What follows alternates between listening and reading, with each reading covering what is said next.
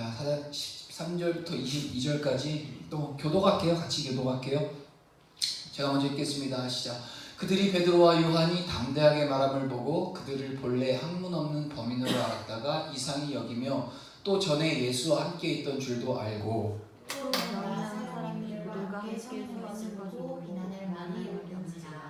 명하여 공회에서 나가라 하고 서로 의논하여 이르되 이 사람들을 어떻게 할까? 그들로 말미암아 유명한 표적을 나타난 것이 예루살렘에는 모든 사람에게 알려졌으니 우리도 부인할 수 없는지라. 이것이 민간에 더 퍼지지 못하게 그들을 위협하여 이후에는 이 이름으로 아무에게도 말하지 말게 하자 하고 그들을 불러 경고하여 도무지 예수의 이름으로 말하지도 말고 가르치지도 말라 하니 베드로와 요한이 대답하여 이르되 하나님 앞에서 너희의 말을 듣는 것이 하나님의 말씀을 듣는 것보다 옳은가 판단하라.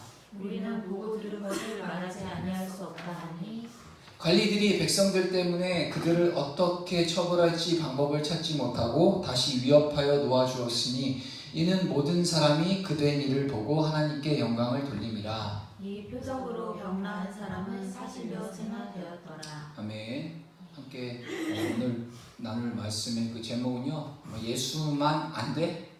물음표예요. 안 돼? 그리고 밑에 예수면 다 돼. 느낌표입니다. 제목을 이렇게 진 이유는요, 이제 내용 가운데 나타나는데요. 사도행전 그래도 강해를 계속 하고 있는 거에 대해서 꾸준히 이제 듣고 계신 분들이니까 더 이상 이전 줄거리는 얘기를 안 할게요. 13절에요. 다시 한번 우리 13절을 읽어볼게요. 시작. 그들이 베드로와 요한이 담대하게 말함을 보고 그들을 본래 학문 없는 범인으로 알았다가 이상히 여기며 또 전에 예수와 함께 있던 줄도 알고. 사도 베드로와 요한은요 전혀 이렇게 여기서 본 것처럼 학문이 없는 사람이었어요. 이게 틀린 얘기가 아니에요. 그들은 학문이 없어요. 왜? 따로 훈련을 받지 못했어요. 지금 저는 이렇게 신대원을 다니고 이렇게 훈련을 받고 주의 말씀을 전하는 거로서 이제 거기에 타당한 훈련을 받고 있지만 이 당시에 이 사도들은요, 베드로와 요한 같은 경우는 전혀 학문이 있지 않았어요. 배움이 없었죠. 그리고 말씀과 이런 것들의 기초나 이런 것들을 공식적으로 이렇게 배운 적이 없는 사람들이에요.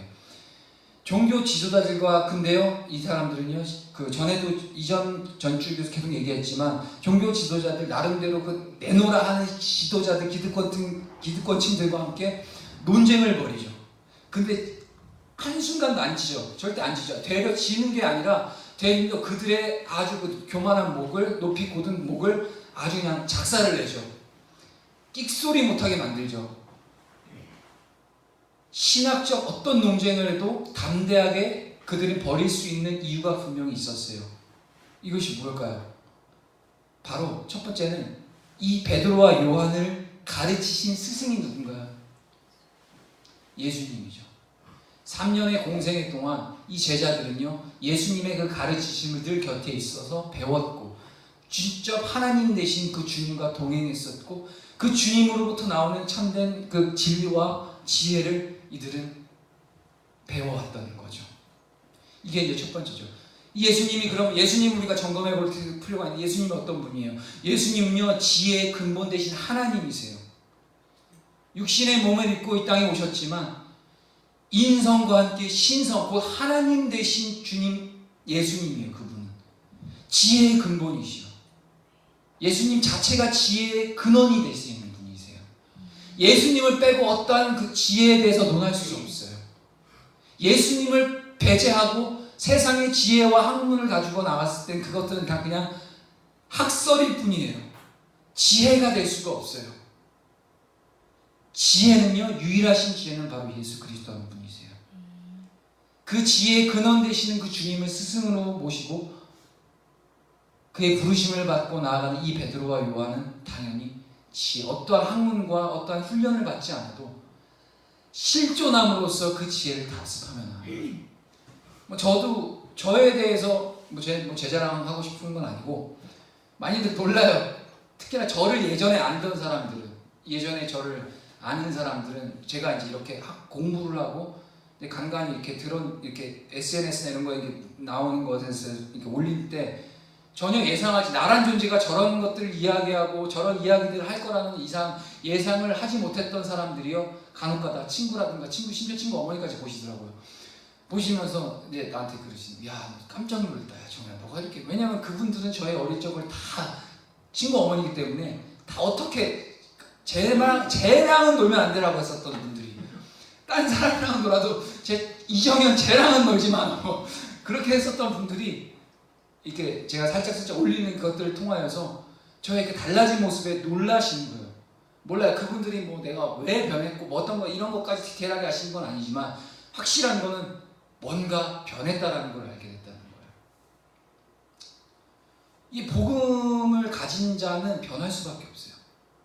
복음 앞에 부서지고 깨지고 자기 자아가 완전히 산산조각 난 사람들은요, 그의 삶이 변할 수밖에 없어요.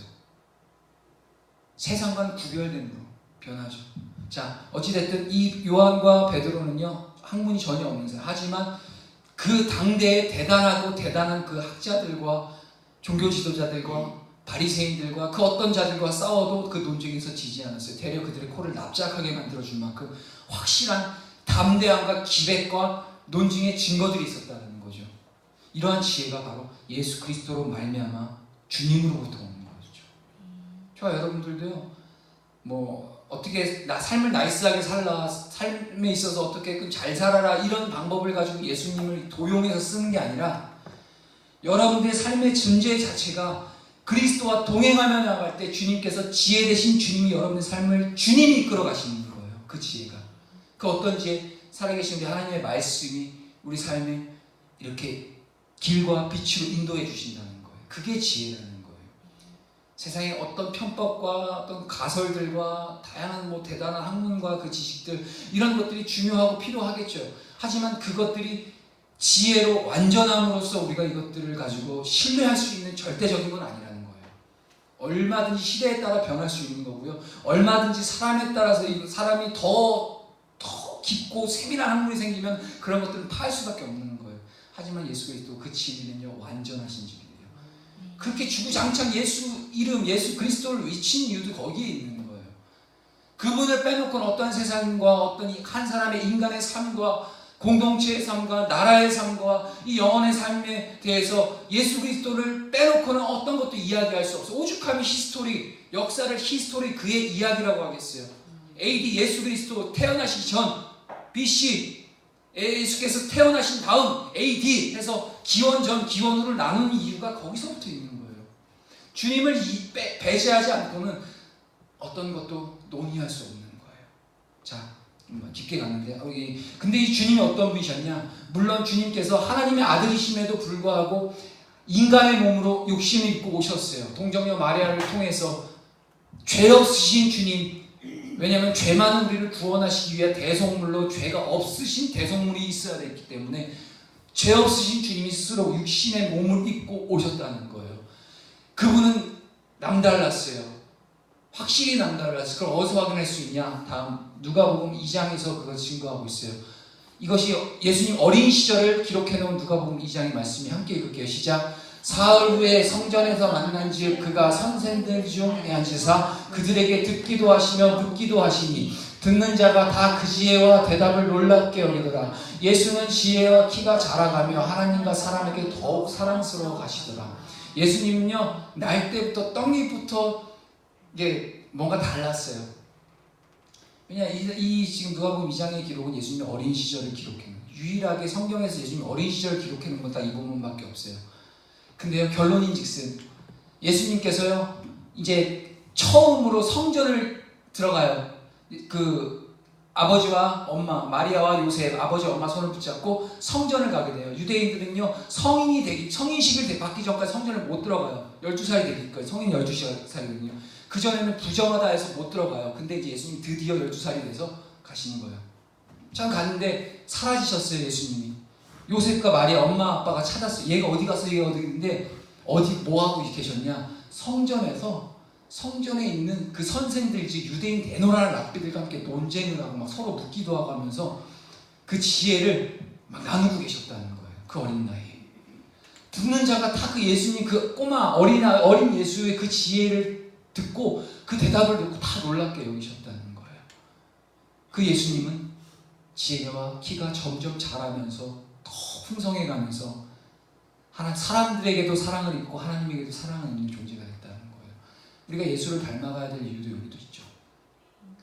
자, 그러니까 이러한 예수님의 옆에서 훈련을 받았던 제자들이 괜히 그 지혜와 그 담대함이 괜히 나오는 게 아니에요. 근거가 거기 있는 거예요. 그러니까 스승을 잘 둬야 돼. 인간은 스승이 아니라 바로 우리의 유일한 스승 예수 그리스도, 그분을 옆에서 우리 딱 달라붙어 있어야 되는 게 사는 길입니다.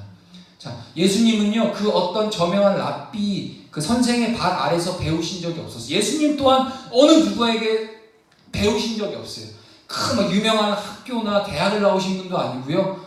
당대에도 유명한 사두개파, 바리새인파, 많은 그 유대인들이 그 고등 교육을 받을 수 있는 그 시스템들이 있었음에도 불구하고 예수님 그런 걸 받지 않으셨어요. 왜냐하면 신분 자체가 상당히 천한 신분, 목수의 자녀였고요. 그럴 형편도 안 됐고요. 그런데요, 배우신 적이 없었지만 사람들이 잘 기억할 권위로 우리 주님은요 공생애 때 막 가르치셨어요. 사람들이 예수님이 설파하신 그 증거, 그 권위를 통해서 가는 곳곳마다 그 예수님의 말씀과 진리를 들을 때마다 다 놀랬죠. 자빠졌죠. 어디서 나오냐? 함께 읽을게요. 시작. 유대인들이 놀랍게 여겨 이르되 이 사람은 배우지 아니하였거늘 어떻게 그를 아느냐 하니 예수께서 대답하여 이르시되 내 교훈은 내 것이 아니요 나를 보내신 이의 것이니라. 사람이 하나님의 뜻을 행하려 하면 이 교훈이 하나님께로부터 왔는지 내가 스스로 말하는지 아니라. 예수님으로부터 나오는 그 지혜의 근원이 어디서부터 나왔다고요? 바로 나를 보내신 이로부터 나왔다는 거예요. 예수님 또한 하나님 앞에 철저하게 순종하고 그걸 보겠어요. 그 하나님의 지혜에 의지해서, 성부 하나님의 그 지혜에 의지해서 주님은 하나님의 나라를 선포하고 그 지혜를 통해서 사람들에게 복음을 전하셨어요. 여기서 중요한 말씀이 있어요. 17절에 사람이 하나님의 뜻을 행하려고 하면 이 교훈이 하나님께로부터 왔는지 우리 확인해야 된다는 거예요. 저와 여러분이 하나님의 뜻을 행하기를 원하신가요? 그러면 먼저 하나님의 뜻 안에서 우리가 행해지는 것인지 점검할 수 있어야 된다는 거예요. 그것이 지혜의 기준이 돼야 하는 거예요. 말씀, 딴 거 없어요. 이 진리의 말씀 속에 우리가 말씀과 친밀하게 갖고 이 말씀 속에서 하나님의 뜻을 우리가 발견해야 되는 거예요. 그리고 나서 하나님의 뜻을 행하기 위해서 나아가는 것이지, 그렇지 않고 말씀이 쏙 빠진 채 그냥 은혜 받았다 하여 하나님 좋고 나 좋고 누이 좋고 매부 좋고 이런 그냥 둘러치기 식으로 주의 일을 감당한다고 하나님의 뜻을 행한다는 것 자체가 아니에요. 예수님조차도 하나님의 뜻을 행하기 위해 하나님께로부터 왔는지 확인하셨다는 거예요. 하나님께로 온 거 아니건 얘기도 안 하셨어요. 하나님이 말씀하시는 거 아니면 주님은 스스로 자기 신의 얘기도 안 하셨다는 거예요. 우리도 그렇게 살아야 돼요. 우리가 이렇게 교회 나와서 하나님을 예배하고 찬양하고 말씀 듣고 주님 앞에 나아가는 이유도 이거예요. 하나님의 뜻을 바르게 분별할 수 있기 위해서. 제가 늘 누누이 얘기하지만 원식이도 저기 있지만 교회가 아닌 다른 곳에서 말씀 속에서 여러분들이 스스로 깊이 있게 하나님과의 그 관계와 친밀함 속에 이뤄가 나갈 수 있는 그런 확신이 있으신가요? 저는 없는 것 같아요. 저는 이런 주님이 주신 이런 제도적인 시스템이 저에게는 은혜예요. 왜냐면 이조차도 없었으면, 이조차도 내게 없었으면, 너무 열심히 여기서 제일 집중해서 듣는 것 같아요. 이런 시스템조차도 저에겐 없었으면요, 저는요, 진짜 답이 안 나왔어요. 네, 이게 놀랐어. 또 집중돼서. 자, 알았어. 계속 할게요. 네. 자, 이제는 제자들이 예수님께서 행하신 사역을 대신하고 있어요. 예수님은 이미 이제 이 본문의 배경 속에서, 우리가 읽은 배경 속에서 예수님 존재하지 않으시죠.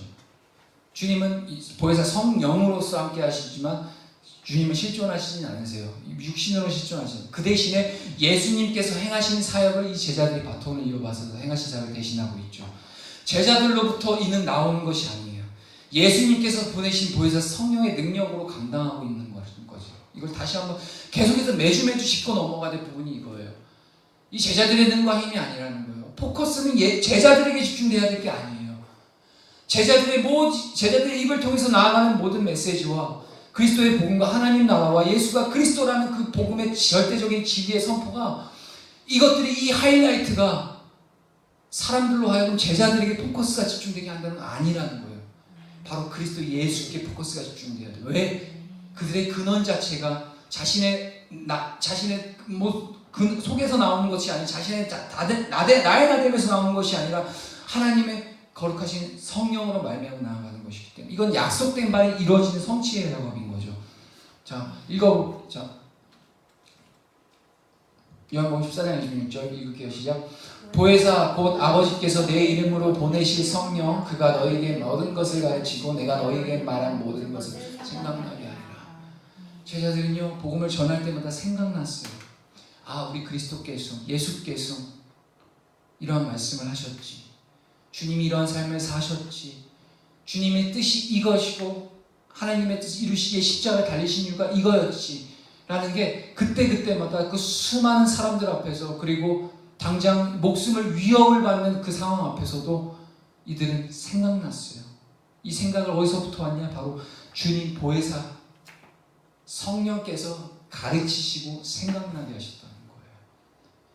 그러니까 우리가 계속 붙들어야 될 것들은 바로 성령의 충만함을 입어야 된다는 거죠.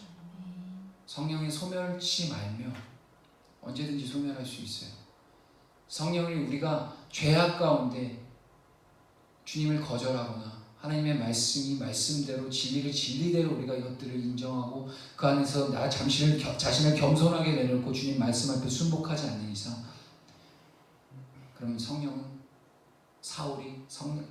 성령이 떠난과 동시에 악령이 씌어서 평생 저주 가운데 끔찍한 종말을 맞았던 것처럼 성령 충만했던 사울을 본받아야 되는 것이 아니라 날마다 성령 충만함을 구했던 우리가 다윗을 본받아야 되는 것처럼 오늘의 삶도 성령의 충만함을 우리가 구할 수 있는 그런 겸손한 자세가 필요하답니다. 그러면 가르치시고 우리에게 옳은 길로 인도해 가시는 성령이 인도해 가신다는 거죠. 그래서 우리가 믿고 나아가는 겁니다. 자, 14절 한번 읽을게요. 시작. 또 병 나은 사람들이 그들과 함께 서 있는 것을 보고 비난할 말이 없는지라. 복음의 능력을 경험하여 알게 된 자는요 복음을 증언하는 일을 자청하게 되어 있어요. 자원하게 되어 있다는 거예요. 자동적인 현상이에요. 하나님의 뜻대로 부르심을 입은 자들은요 복음 전함에 있어서 서로 그 뜻대로 복음을 때문에 부서지고 깨져서 하나님의 증언자로 나서는 모든 저와 여러분들의 제자들은요 주 안에서 합력하여 일어나갈 수 있는 돼 있다는 거죠. 로마서 8장 28절 잘 아시는 말씀이죠. 함께 읽겠습니다. 시작. 우리가 알거니와 하나님을 사랑하는 자 곧 그의 뜻대로 부르심을 입은 자들에게는 모든 것이 합력하여 선을 이루느니라. 아멘. 마치 병을 고침받은 그 환자가 어디 안 가고 자신의 이익과 하고 싶은 게 얼마나 많았겠어요. 솔직히 말하면 평생 안진뱅이로 살다가 은혜로 고침을 받아갖고 날도 뛰고 이제 막 찬양도 하고 얼마나 하고 싶은 게 많았겠냐고요. 근데 그러지 않았어요. 그 생명의 근원이 어디서부터 나온지 그는 확실히 알고 있었던 것 같아요. 그래서 그에게 나오는 그 절름발이가 고침을 받고 그가 행동한 첫 번째는 바로 이 제자들과 합력했다는 거예요. 자, 16절 한번 읽을게요. 이 사람들을 어떻게 할까? 그들로 말미암아 유명한 표적 나타난 것이 예루살렘에 사는 모든 사람에게 알려졌으니 우리도 부인할 수 없는지라. 이 베드로와 요한을 불러다 놓고 재판을 하죠. 얘네들 어떻게 해야 되나? 얘네들을 죽여하려? 그러니까 사단의 마귀의 그 계계인 거죠. 근데요, 이들은요 사도들을 향해 어떻게 조치를 취해야 할지 결정하기가 쉽지 않았던 것 같아요. 왜냐하면요, 이 사도들은요 절름발이를 그 치유하는 그 과정 가운데 그 어떤 율법도 위반하지 않았어요. 합당하게 하나님의 기적으로 예수 그리스도의 이름으로 일으켜 세운 것, 이들이 딴지를 걸 만한 어떤 미동도 없었고 딴지를 걸 만한 요만한 여지도 없었어요. 복음의 우리가 여기서 교훈을 좀 받아야 돼요. 우리가 복음을 증거하고 그리스도 예수의 그 제자된 삶을 살아가는 과정 속에서 우리는 결과 자체에 집중한 부분보다는 거룩하고 구별된 과정에 집중을 해야 된다는 거예요. 그냥 좋은 게 아까도 얘기했지만 좋은 게 좋으려니 하나님이 원하시는 거니까 그냥 이렇게 하면서 과정을 집중하지 않고 그냥 결과 때문에 해버리면요, 수많은 이단들이 그렇게 존재하는 거예요. 이 세상 가운데 빛과 소금이 되어야 될 교회가 조롱을 받고 손가락질 당하는 이유가 거기에 있는 거예요. 진리를 그 엄청난 진리를 교회가 품고 가졌음에도 불구하고 진리를 전하는 자의 그 책임에 대한 그 과정들, 거룩하고 성결하고 구별된 과정들이 세상 가운데 덕이 안 된다는 거죠.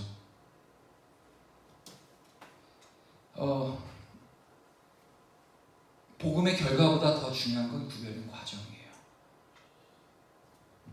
말씀이 증언하고 있죠. 로마서 6장 1절만 읽겠습니다. 시작. 그런즉 우리가 무슨 말을 하리요? 은혜를 더하게 하려고 죄에 뭐하겠느냐? 이해가 되시나요? 은혜를 더하게 하려고 우리가 죄 가운데 거할 수 없다는 거예요. 계속해서 로마서 13장을 통해서 하늘의 권세자에게 복종하라. 우리 주님도 얘기하셨죠. 세금의 문제에 대해서 얘기하실 때 가이사의 것은 가이사에게 주고 하나님의 것은 하나님께 드려라.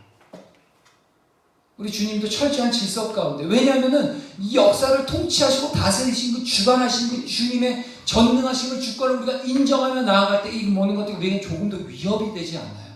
설령 이스라엘이 그 로마라는 대단한 제국 앞에서 정말 찌질하고 가난하고 속박 가운데 있을지라도 그 상황 가운데 이것 또한 하나님께서 하나님의 뜻과 그 하나님의 절대 주권을 인정하는 자라면은 그 안에서 우리는 감사의 제목을 찾을 수 있어야 되는 것이고, 그 가운데 하나님의 뜻을 더욱더 구하고 발견하며 나아갈 수 있는 그런 자세가 되는 거지.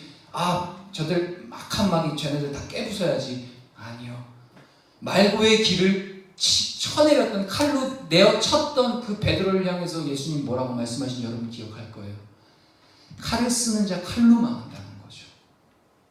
질서를, 하나님의 그 창조 질서와 이 질서 가운데서 우리는 그것을 순복하되, 그것이 두려워서 순복하는 것이 아니라 그 위에 계신 하나님을 두려워하기 때문에 우리는 그것을 인정해 나갈 수 있는 거예요. 뭐 더 이상 얘기 안 하겠지만 이 부분에 대해서 할 얘기 너무 많죠. 이 사회도 그렇고 교회도 그렇고 심지어 우리 학교도 그렇고 다양한 상황성이 있지만, 결론이 즉슨 그러니까 은혜를 더하기 위해서 우리가 죄의 자리를 의도적으로 찾아간다는 것 자체, 이건 모순이라는 거죠. 자, 17절을 읽을게요. 17절 시작. 이것이 민간에 더 퍼지지 못하게 그들을 위협하여 이후에는 이 이름으로 아무에게도 말하지 말게 하자고. 이 양반들이, 이 악한 마귀들은 이제 또 모여서 도모를 하는 거죠. 야, 이걸 어떻게 해야 되냐? 베드로, 요한 얘네들을 잡아서 이 주댕이를 터트려 막아야 되는데 이대로 냅뒀다가는 빨리 그 예수 그리스도 그 복음이 우리 손으로 잡아 죽인 그 예수가 저들에게서 점점 더 영향력을 발휘할 텐데, 예수 잡아 죽여가지고 이제 끝난 줄만 알았는데 이제는 그 제자들이 나서 나대는 거 진짜 발만 동동 굴르고 있는 그 사단의 그런 모습들을 여기서 볼 수가 있어요. 사도들은요 이미 대중적인 영웅이 되어버렸어요. 이건 뭐 의도를 했든 의도하지 않았든 하나님의 그 천국의 복음을 증거함과 함께 그 안진뱅이를 일으킨과 동시에 사람들로 하여금 주목받게 되죠. 대중의 영웅이 됐던 거예요. 그들이 처벌하는 것은요, 이 베드로와 요한을 처벌하는 것은요, 이들에게 있어서 아주 미숙한 정치적 입장이 될 것을 판단했던 거예요. 왜냐하면 사람들의 그런 막 지지를 받고 있는 이들, 너 죄인이다. 그러니까 누가 봐도 죄가 없는데 죄인이다 하고 끌고 가는 것 자체가 우리는 공의하지 못해, 합리적이지 못해. 우리는 정치적인 그런 사람들의 의식을 이제 인지하기 시작했다는 거죠. 반면에 그들이 예수의 이름으로 계속해서 그리고 치유하도록 그들을 자유롭게 풀어주는 것 또한 이와 똑같이 미숙한 정치적 입장이 될 수 있었다는 거예요. 근데 참 정치는 이게 좌와 우가 있어요. 한마디로 말해서 이 기득권자, 이 재판관들은요, 하나님 앞에 구별되고 성결된 제사장적 직분과 다양한 그 구별된 자들인데, 정작 이들이 신경 썼던 건 하나님이 아니에요. 자신들의 입지, 자신들의 입장, 사람들을 향한 그 인기, 지지도 이런 것들에 더 앞서 있었다는 것을 이 본문을 통해서 우리가 증명할 수 있는 거예요. 이도저도 못하는 그 사단의 그런 모습들을 보면서 속이 다 시원하죠. 자, 함께 데살로니가전서 2장 4절 같이 읽을게요. 시작. 오직 하나님께 옳게 여기심을 입어 복음을 위탁받았으니 우리가 이와 같이 말하면 사람을 기쁘게 하려 함이 아니요 오직 우리 마음을 감찰하시는 하나님을 기쁘시게 하려 함이라. 그리스도인들이 이렇게 살아야 되는 거예요. 사람을 기쁘게 하는 것이 아니라 오직 우리 안에서 우리 마음과 심장과 우리 모든 것 감찰하신 그 하나님을 기쁘게 해드리는 삶이 우리의 삶의 목적이 되어야 되는 겁니다. 예수 믿는 것 때문에 어쩌면 이런 상황을 우리가 겪게 될 수가 있어요. 당장 예수를 믿는 것들 그 행위 하나 때문에 우리가 모가지가 날아갈 수 있는 상황이 생길 수도 있고요. 핍박과 고통과 고난과 박해와 환난과 적신 가운데 우리가 상황에 놓일 수 있는 상황이 언제든지 생길 수 있는 여지가 얼마든지 있어요. 이미 한 단체는 지금 그렇게 당하고 있는 것 같은데, 자, 그럴 때 이 말씀이 기억나야 되죠. 우리는 사람을 기쁘게 하는, 사람을 지고자 하는 게 아니라 우리를 구원 가운데 인도해 주시고 생명을 주신 그리스도 하나님을 기쁘게 해드리는 것이 우리의 목적이라는 것을 다시 한번 기억해 주셨으면 좋겠습니다. 아멘. 자, 18절 한번 읽을게요. 시작. 그들을 불러 경고하여 도무지 예수의 이름으로 말하지도 말고 가르치지도 말라 하니. 정말 화가 나는 본문이에요. 이 베드로와 요한을 불러다 놓고 경고하세요. 어떤 경고를 하겠냐? 바로 예수의 이름으로 너희들 말하지도 마. 예수의 이름을 가리고 가르치지도 마. 본격적인 박해가 시작되는 거죠. 여기서요, 한글 성경에 도무지 예수의 이름으로 말하지 말고라고 해서 도무지라는 표현을 썼는데요. 제가 이 도무지라는 표현이 약간 아리송해서 이것을 이제 원어 헬라어로 이제 찾아보니까 카톨루, 소위 말하면은 언어의 의미가 대체로 완전히 전혀라는 뜻이 있어요. 그러니까 쉽게 얘기하면은 도무지가 약간 아리송하지만 쉽게 얘기하면 완전히 전혀 아예 예수의 이름으로 말하지 마. 완전히 그냥 조그만 여지도 같이 말하는 거죠. 이유불문하고 어떤 이유불문하고 예수 이름만큼 전하지도 말고 가르치지도 말라는 이 사단의 모략이죠. 이것이 악한 영들의 목적이에요. 이게 뭐 신앙을 오랜 시간을 신앙을 가졌든 뭐 믿음의 그 깊이가 막 이런 믿음의 어떤 진위 여부가 크든 적든 간에 결국에는 악한 마귀들이 저와 여러분들의 삶 가운데서 우리를 괴롭히고 우리를 붙들어 매는 그의 유일한 목적은 단 하나예요. 예수는 안 되나요? 예수는 안 돼요. 예수만 안 돼요. 어떠한 상황들을 우리에게 처해진 모든 물리적인 것, 상황들, 마음과 감정과 환경과 상황과 모든 것들을 다 통틀어서 결국 짜내서 그 엑기스는 뭐냐? 바로 예수만 안 돼. 오늘 제목처럼 예수만 안 돼. 하지만 우리는 예수면 다 돼. 성도들로 하여금 교묘하게 미혹해요. 이거 잘 봐야 돼요. 우리가 본질은 쏙 빠져버린 종교 행사들은요, 마치 자신들이 제자의 삶을 바로 살아가고 있다는 착각을 만드는 거죠. 본질이 뭐죠? 바로 예수 그리스도의 생명의 말씀과 진리, 이것이 빠져버린 수많은 종교 행사들 되게 많아요. 제가 신대원을 가게 된 결정적인 계기 중에 하나가 그거예요. 이제 원식이도 있었고 뭐 많은 친구들을 이제 수년 동안 그래도 우리 교회에서 그리고 밖에서 다양한 사역들을 해봤지만 제 안에 늘 부딪혀왔던 것은 말씀의 부재였어요. 이런 게 관계도 좋고 뭐 다 좋고 얘네들이 교회 오기까지 하는 것도 다 좋은데, 그래서 어떻게 하자고, 내가 줄 수 있는 게 뭔데, 저들에게 그냥 즐거움을 줄 수 있을까? 내가 할 수 있는 것, 내가 해야 될 것은 유일 하나예요. 살아계신 하나님의 말씀이 저들을 살리는 거고 주님의 진리의 그 말씀이 여러분들의 영혼을 소생케 하는 거예요. 아무런 관계, 대단한 뭐 세팅된 프로그램과 행사들이 저들의 영혼을 살리는 것이 아니라 그것은 그냥 양념이죠. 하지만 그 마지막 그 사단의 머리를 박살내는 건 하나님의 말씀이라는 거예요. 그것이 제한 부재했기 때문에 체계적인 말씀을 준비하며 나아갈 수 있는 이 저에게 주신 이 은혜들을 나는 감사함으로 받고 이것들을 향해서 나아가는 과정인 거죠. 우리 염두해야 돼요. 미혹해요. 사단은 미혹해요. 다른 건 다 돼도 진리의 말씀만은 안 돼요. 이 시대는 더 하잖아요. 진리가 없잖아요. 교회마저도 진리가 사라졌잖아요. 그냥 교회에 나오면 자동적으로 뭐 이 사람이 막 제대로 세팅이 돼서 알아서 영적인 성장을 하겠지라고 하는 어떤 그런 것도 아니에요. 사람을 살리는 건 하나님의 말씀이 살리는 거잖아요. 다른 것 다 되고 예수 그리스도의 그 복음만큼은 절대 안 되는 이유는 뭘까요? 사단이 어떻게 해서든 막고자 하는, 너네 그 제자들 베드로와 요한에게도 이들을 아마 불러다 놓고 이렇게 얘기를 했을 수 있지 않을까 하면 유추해봐요. 야, 왜냐하면 이미 사람들 군중사에서 이제 대단한 그 인기를 받은 자로서 어느 정도 막 대할 수 있는 이제 대상들이 아닐 수도 있는 거예요. 그래서 타협을 하겠죠. 야, 베드로야, 요한아, 니들 마음은 알겠는데 우리 입장도 좀 생각을 좀 해줘야 되지 않겠냐. 야, 다 돼. 뭐 원하는 게 뭐야, 너네들? 뭐 위치? 뭐 어떻게 유대인 뭐 한 자리 줘? 이것만 하지 마. 내가 다 해줄 테니까 니네들 지금 좋아하는 예수, 그건 좀 아닌 것 같아.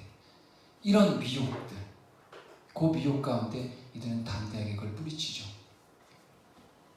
사단은 어떻게 해서든 그 미혹 속에서 예수를 쏙 빼놓으려고 해요. 우리가 목숨 걸고 지켜야 되는 거는 다른 건 다 그냥 버려도 예수는 목숨 걸고 지켜야 되는 이유가 거기 있어요. 왜 사단이 이렇게 죽고 장창 예수를 말리려고 예수 복음을 전하지 못하게 하냐? 바로 마태복음 24장에 나오죠. 시작. 이 천국 복음이 모든 민족에게 증언되기 위하여 온 세상에 전파되리니 그제야 끝이 오리라. 종말의 때가 그때 오기 때문에 예수 그리스도 그 생명의 복음이 마지막 온 세계에 전해질 때 주님께서는 마침내 종말 주님이 오시겠다라고 약속하고 계세요. 주님이 오시고 종말의 때가 오면 사단 어떻게 됐는지 아시죠? 뭐 제일 잘 아실 거예요, 우리 교회 성도님들. 완전히 주님 사단이 막 머리가 박살나죠. 무적행 가운데 완전히 박혀서 이제는 이제 그냥 제삿날, 그날로 이제 사단은 제삿날이기 때문에 어떠한 방법을 다 동원해서라도 예수가 그리스도이심을 세상 가운데 전해지는 이 제자들의 입을 틀어막기를 원했던 거고, 제자들을 어떻게 해서든 그 올가매려고 했었던 거죠. 저와 여러분이 동일해요. 지금도 마찬가지예요. 그냥 당시 이 사도행전 4장의 그 얘기의 끝이 나는 게 아니라 지금 이 시대에 살아가고 있는 제자로 부름받은 예수를 믿는 저와 여러분의 삶에서 동일하게 사단은 동일하게 막고 있어요. 그것들을 동일하게 막고 있다는 거예요. 잘 생각해 보세요. 하나님 앞에 깊이 있게 말씀과 기도로 엎드려 보세요. 내게 지금 처해 있는 상황과 관계들과 어려움들, 이 모든 것들이 이것들을 한번 짚고 넘어가서 그 끝에 있는 원인을 한번 찾아가 보세요. 반드시 나옵니다. 뭐가 나오는지 아세요? 하나님 부인하게 만드는 거다. 왜 그랬지? 내 인생이 왜 그러지? 내가 그렇게 기도했는데, 내가 그렇게 섬겼고, 내가 그렇게 열심히 주님을 사랑하고 나름대로 열심을 다했는데, 근데 내 인생이 왜 그러지? 내 삶이 왜 이러지? 주여, 왜 내게 이런 고난을 가져다 주시죠? 그런 일단 불신이 이제 점점 들어오게 되죠. 그 불신이 점점 커져요. 그러면서 뭐야, 믿나 안 믿나 다를 바가 없네. 아니, 되려 예수 안 믿을 때가 훨씬 더 행복했었던 거 당연하죠.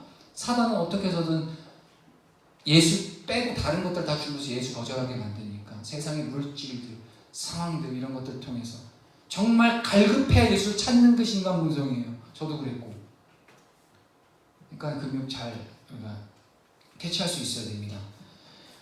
자, 이제 마무리를 할 거예요. 19절 한번 읽어볼게요. 시작. 베드로와 요한이 대답하여 이르되 하나님 앞에서 너희의 말을 듣는 것이 하나님의 말씀을 듣는 것보다 옳은가 판단. 명확하게 얘기를 하죠. 이들은 베드로와 요한이 분명하게 얘기해요. 쫄지도 않아요. 그 어떤 미혹 속에서도 어떠한 그 유혹 속에서 넘어가지도 않아요. 어떠한 타협도 없어요. 심플해요. 이들의 대답은 우리가 듣는 것이 진리냐 거짓이냐에 따라 생과 사가 결정되는 거예요. 여러분들이 듣고 있는 것이 제가 이 세상을 살아가고 있을 때 내 귀에 들려오는 것이 과연 진리냐 거짓이냐에 따라서 우리는 죽느냐 사느냐의 문제가 달려있다라니까요. 예수가 아니면요, 그리스도의 복음, 생명의 말씀이 아니면 싹 다 거짓이에요, 여러분들. 그거 파악해요. 적당한 거 없어요. 중간 없다니까요, 이게. 하나님의 영, 거룩한 성령이냐, 아니면 악령이냐. 그 싸움을 창세 전부터 아담이 타락함과 동시에 지금 저와 여러분 오늘 살아가고 있는 오늘까지 그 싸움이 계속 이루어지고 있는 거예요. 성령이냐, 악령이냐, 진리냐, 거짓이냐. 그래서 듣는 게 중요한 거예요. 하나님의 말씀을 따르는 것이 곧 하나님 앞에 서 있는 거예요. 제 카톡 배경에도 해놨는데 16세기 종교개혁자 중에 한 사람이 이제 했던 말인데 그게 그냥 와닿더라고요. 하나님 말씀의 설교는 하나님 말씀이다. 이해가 되나요? 강대상에 선포되어있는 하나님의 말씀, 그것이 말씀이 하나님의 말씀이 선포되어 주신 건 곧 하나님의 말씀인 거예요. 그리고 칼빈 유명한 얘기하죠. 하나님 앞에서 고라면 돼요. 이 제자들도 이를 알았어요. 로마서 10장 17절 한번 읽을게요. 시작. 그러므로 믿음은 들음에서 나며 들음은 그리스도의 말씀으로 말미암았느니라. 예수의 믿음의 그리스도의 말씀을 듣지 않는데 우리가 어떻게 진리와 거짓을 분별할 수 있겠냐고요. 그렇기 때문에 우리는 말씀 듣는 것에 목숨을 다해야 돼요. 생명을 다해야 돼요. 자, 시편 119편 160절 한번 다시 한번 읽을게요. 시작. 주의 말씀의 강령은 진리이오니 주의 의로운 모든 규례들은 영원하리이다. 뭐라고 하죠? 주의 말씀의 그 강령은 진리라는 거예요. 결국 주님의 말씀이 진리고 주님의 말씀을 따라 그 강령에 따라 사는 것이 진리에 따라 사는 거고 진리를 따라 사는 것이 우리로 하여금 생명으로 나아가는 길이라는 겁니다. 마지막 20절. 우리는 보고 들은 것을 말하지 아니할 수 없다. 복음을 증거하는 자가 바로 제자예요. 진정한 제자는요, 복음을 전하는 일에 목숨도 아끼지 않아요. 성도가 해가는 모든 열심의 동기는요, 주님의 그 말씀으로부터 출발해야 돼요. 무슨 얘기인지 이해가 돼요? 그리고 성도가 해가는 모든 열심의 그 과정은 또한 주님의 말씀으로부터 준행돼야 되는 거고요. 성도가 해가는 모든 열심의 결과 또한 주의 말씀으로부터 검증돼야 된다는 거예요. 제가 어저께 그 메일 업데이트한 PD에다 이걸 말하는 거죠. 한마디로 말해서 성도의 정체성은 오직 그리스도의 말씀으로, 진리의 말씀으로 말씀이 동기가 돼야 되고, 말씀이 과정이 돼야 되는 거고, 말씀이 결과가 돼야 되는 거예요. 이해하시겠죠? 네. 왜냐? 이 제자들이 그러잖아요. 우리는 보고 들은 것을 말하지 아니할 수 없다. 이들의 삶에서 이스라엘의 죄악을 바라보시면서 그들이 어떻게든 돌이켜 살기를 원하시는 하나님의 그 불붙는 마음에 주체할 수 없는 그 마음이 요동함을 경험했던 그 예레미야의 심정이 바로 우리의 심정이 되어야 되지 않을까 싶어요. 여호와의 말씀을 떠났고 주님을 거절했었던, 그럼으로써 그 거절한 나의 사랑 이스라엘, 내 신부들, 거룩한 내 이스라엘 백성들이 나를 떠나서 죄악 가운데 수많은 이방 우상들을 섬기며 죄악 가운데 머물러 있는 저들을 바라보시면서 예레미야 선지자를 부르셔서 애통한 마음에 저들로 하여금 돌아오라. 누누이 얘기하시죠. 여러분들 주변에 있는 예레미야 선지자가 누군지 저도 모르겠어요. 서로가 될 수가 있겠죠. 우리가 죄악 가운데 머물러 있을 때, 하나님을 떠나 살 때 돌아오면 하나님께서 너를 간절히 찾고 계시고 너의 그 마음을 하나님께서 얻어가기를 원하시는 거죠.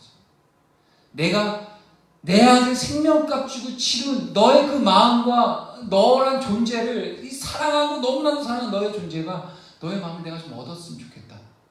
끊임없이 이스라엘 백성을 향해서 애통하는 심정으로 돌아오라 하시는 그 마음이 예레미야의 그 마음 가운데 동일하게 부딪혀가면서 예레미야는 외치죠. 이스라엘 향해서 돌아와. 주의 마음이 이래 돌아와. 심지어는 예레미야는 벌거벗고 온갖 진짜 이것들 물리적인 거 온갖 진짜 별의별 이상한 짓을 다 해서라도 어떻게 해서든 저들에게 하나님의 마음이 어떤지를 알려주고 싶었어요. 예레미야는 밤새 눈물로 기도하면서 기도한 눈물의 선지자라는 그 별명이 있거든요. 예레미야 애가를 보면 알아요. 이스라엘의 죄악으로 인해서 포로로 저 비참하게 끌려갈 수밖에 없는 그 상황을 바라보면서 예레미야는 눈물을 흘려 함께 따라가죠. 피하지도 않아요. 하나님의 마음이 부어지니까 눈물을 흘리면서 저들을 향해서 계속해서 돌아오라 외치는 그 예레미야의 마음. 근데 외칠 때마다 핍박과 쓴소리 좀 그만해. 너만 선지자냐? 너만 하나님의 선지자냐? 너만 말씀 알고 너만 진리를 아냐? 나도 진리 알고 근데 너는 많이 부담스럽다 하면서 예레미야를 시대들에 가둬놓고 심지어 죽이려고 도모까지 하죠. 학을 띠죠. 예레미야가 그는 단순했어요. 하나님의 마음이 부어졌기 때문에 하나님의 마음이 어떠한 마음인지 내 마음과 하나님 마음의 그 의합된 마음이 외칠 수밖에 없는 그 상황 속인데 그는 외쳤을 뿐이에요. 근데 끝까지 완악하게 거절하고 심지어는 외치는 그 예레미야를 학대하고 핍박했었던 그들을 향해서 예레미야는 지쳐버려요. 주여 전하고 싶지 않네요. 제가 뭐가 아쉬워서 전해야 되는 거죠? 요나의 심정이 그랬잖아요. 저 끔찍한 대적 니느웨 성에 하나님이 외쳐서 회개하는 게 싫었어요. 천천지 이스라엘의 원수와 같은 저들을 향해서 너는 가서 전하라고 했을 때 요나는요 거절했죠. 속칭 거절한 거죠. 도망갔으니까. 하지만 예레미야는 그 마음 정말 힘들어요. 안 하고 싶어요. 근데 그럴 때마다 주님의 마음이 계속해서 불처럼 일어나면서 전하는 거죠. 이 당시에 지금 사도들의 마음이 그래요. 우리는 보고 들은 것을 말하지 아니할 수 없다라는 거. 우리 지금 말하지 아니할 수 없는 그런 심정으로 이 세상 가운데 나아가서 그리스도의 복음을 전했으면 좋겠네요. 저도 다분히 계속해서 저를 쳐서 복종시키고 그 안에서 복음 어떤 방법을 통해서라도 예수의 그 생명의 복음과 주님 오실 길에 대해서 우리가 증거하는 것에 대해서 합당히 전하고 나타내고 싶고 증거하고 싶은데 그 마음이 예레미야 마음 같지는 않네요. 아직까지는. 하지만 우리는 그 마음을 구해야 됩니다. 마지막으로 말씀 하나 읽겠습니다. 예레미야 20장 9절 함께 읽겠습니다. 시작. 내가 다시는 여호와를 선포하지 아니하며 그의 이름으로 말하지 아니하리라 하면 나 마음이 불붙는 것 같아서 골수에 사무치니 답답하여 견딜 수 없나이다. 나의 마음이 불붙는 것 같아서 골수 내 뼈에 사무친다는 거예요. 그래서 답답해서 내가 견딜 수 없어서 내가 저들을 향해서 너무 싫지만 너무 힘들지만 이 전하는 것 예수를 믿는 삶이 너무 힘들고 버겁고 어렵지만 나는 그리스도의 복음을 전하는 예수를 믿고 그의 제자된 삶을 살기로 작정했다. 답답하여 내가 이걸 전하는 게 차라리 답답함이 안전하고 미치겠고 막 내가 마음이 답답하게 견딜 수 없는 것보다 차라리 전하는 게 훨씬 나에게 편한 겁니다. 왜냐하면 그게 사명이에요. 이게 제자의 사명입니다. 자, 21절, 22절에 있는데요. 이 부분은 그냥 각자 묵상하시고요. 마음 이제 끝나겠습니다. 정리를 할게요. 우리 안에서 나의 마음을 움직이게 하는 것이 무엇인지를 다시 한번 점검하세요. 이 세상에 살아가고 오늘의 삶을 살아가고 또 내일의 삶을 살아갈 텐데 나를 움직이게 하는 그 근원이 무엇인지를 다시 한번 점검해 볼 필요가 있다는 거예요.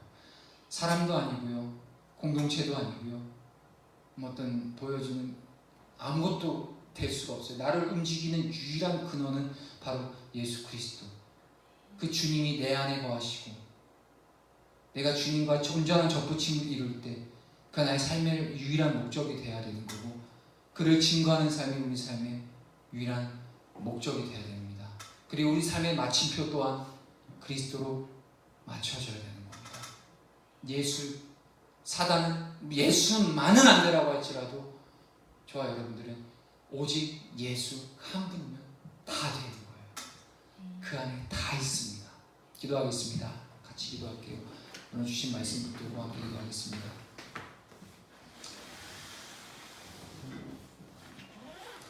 하나님,